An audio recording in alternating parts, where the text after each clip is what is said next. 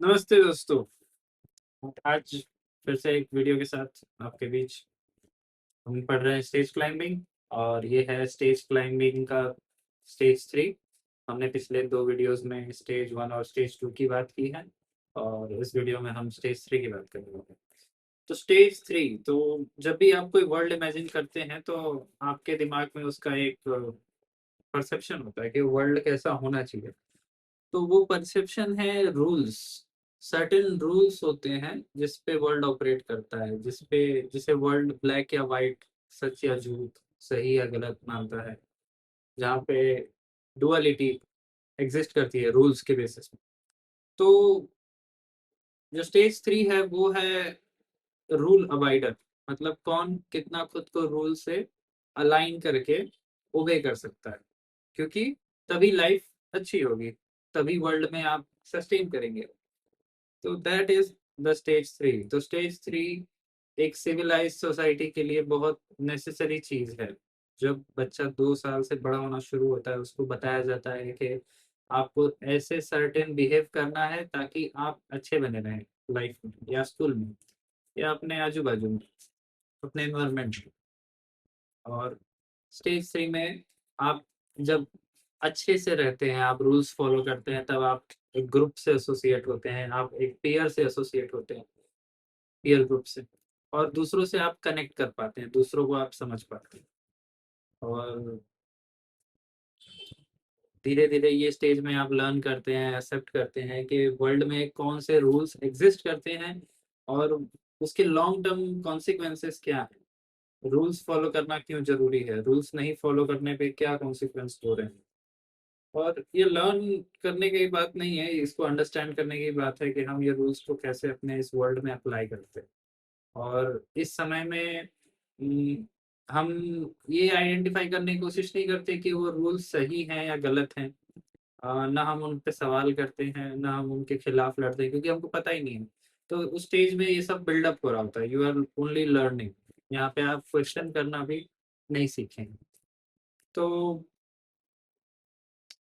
ये रूल्स होते हैं और ब्लैक एंड व्हाइट थिंकिंग आपके बॉडी, मतलब आपके माइंड में आपको घुसाया जाता है। एक कंफर्ट जोन एक डेवलप किया जाता है। कंफर्ट जोन मतलब इन द सेंस, अगर आप सर्टेन रूल्स के बाहर सोच रहे हैं तो आप कंफर्ट जोन के बाहर सोच रहे हैं।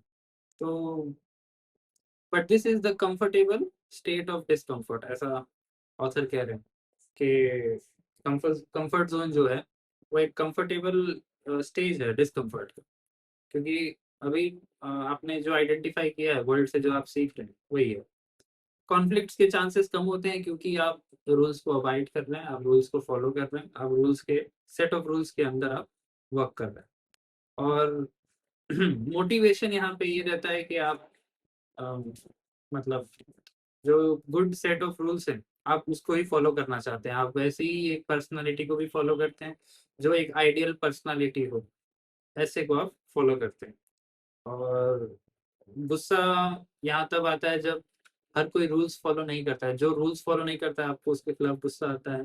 आपको एंजाइटी तब होती है जब आप एक सर्टेन रूल्स से बाहर का सोचने लगे, या आप उसको ये माने कि कुछ ग्रेवी हो सकता है। बट फिर डिप्रेशन, अगर आपको कोई आपके जवाब नहीं मिल रहे हैं कंफर्ट जोन के अंदर के, तो उस चीज से लेके आप डिप्रेशन भी हो सकते हैं, क्योंकि सर्टेन रूल्स हैं प्ले में और आपके सवालों के जवाब आपको उसमें नहीं मिल रहे हैं, तो obviously you have depression. Spirituality धीरे धीरे अभी कनेक्ट हो रहा है। जो भी आपका सराउंडिंग एनवायरनमेंट है, आप उसके बिलीफ से आप अभी एम्बाइब कर रहे हो, सीख रहे हो कंटिन्यूअसली कि how they are connecting to the higher, you know. मतलब स्पिरिचुअलिटी अभी यहाँ पे स्टार्ट हुआ है और आगे ये काम देगा। फिर अब स्टेज और बिलीव्स क्या हैं, ये स्टेज 3 हुक्स के। कुछ लोग ये सोचते हैं कि मुझे हमेशा एक सर्टेन रूल्स में ही रहना है ताकि मैं एक अथॉरिटी के अंदर प्रोटेक्टेड रहूं, या मुझे हमेशा फिट होके काम करना है ताकि कोई कॉन्सिक्वेंस मेरे खिलाफ ना आए। ये सब एक सेट्स हैं, हुक्स हैं स्टेज 3 के। तो स्टेज 3 से कब आपको बाहर निकलना है, जब आपको लगे कि ये स्टेज इजी वन है। ये स्टेज के रूल्स में कुछ लूप होल्स हैं जिसको आप एक्सप्लोर करना चाहते हैं, या आप ऐसा मानते हैं कि आप अलग हैं, आप डिफरेंट हैं और आप अपने हिसाब से चीज़ों को जीना चाहते हैं, या आप खुद को एक्सेप्ट करके लोगों से अलग होके जीना चाहते हैं। ये सब वो एटीट्यूड्स हैं जो आपको स्टेज 3 से बाहर ले जाएंगे। तो इसमें आप सवाल करना शुरू करते हैं, स्टेज 3 से बाहर निकलने के लिए आप सवाल करते हैं आपके एग्जिस्टिंग रूल्स पे या बिलीव्स पे जो आपको कंट्रोल करते हैं, और बिलीफ पे जो कंट्रोल करते हैं, आप अपने रैंक से उठ के इन बिलीफ्स और इन रूल्स को तोड़ने का सोचते हैं। और ये रिटेन करते हैं हम लोग आज भी कुछ लेवल्स पे, कुछ चीज़ें पे आज भी हम ब्लैक एंड वाइट रहते हैं, और ये बेसिक रूल्स हैं बिहेवियर के। और मोस्टली हम सब पे नहीं, सब पे नहीं ट्रांसेंड करेंगे, कुछ हम सर्टेन एरियाज पे हम ट्रांसेंड कर सकते हैं। फॉर एग्जांपल वो स्पिरिचुअलिटी हो या पर्सनल पर्पस हो या रिलीजन हो, ऐसी चीज़ों पे आप सोचेंगे कि आप बाहर निकलें। और ऐसा कई बार हो सकेगा कि जैसे आपके फैमिली मेंबर्स या आपके कोवर्कर्स जो भी है, वो अपने हिसाब से नहीं जी रहे हो, या एक अपने हिसाब से नहीं जी रहे हो, कंट्रोलिंग हो गए हो, तब आपको ऐसा लगेगा कि you need to walk out of it. और क्या आइडियाज आपको इससे क्लाइंब आउट करने में हेल्प करेंगे, तो पहले आप आइडेंटिफाई करेंगे क्या होप्स हैं आपके स्टेज 3 के जो आपको बेकार लग रहे हैं। आपको लग रहा है कि ये रूल्स अब मैं आगे कंटिन्यू नहीं कर सकता, चाहे वो पेरेंटिंग स्टाइल हो या मैरिज हो या कोई पोजिशनल एक्टिविटी हो। अगर आपको लग रहा है कि ये सब मतलब मैं रूल्स के सेट ऑफ रूल्स के अंदर मैं काम नहीं कर सकता, तब आप उससे वर्क आउट करने की सोचेंगे। तो या जब आप ऐसा सोचे कि मैं मेरे से जो उम्मीद किया जा रहा है उससे मैं कहीं ज़्यादा डिलीवर कर सकता हूँ, तब आप क्लाइंब आउट करेंगे।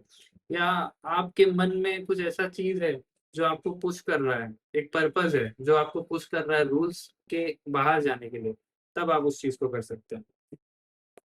और ऑब्वियसली वो एक अनफेमिलियर पाथ होगा।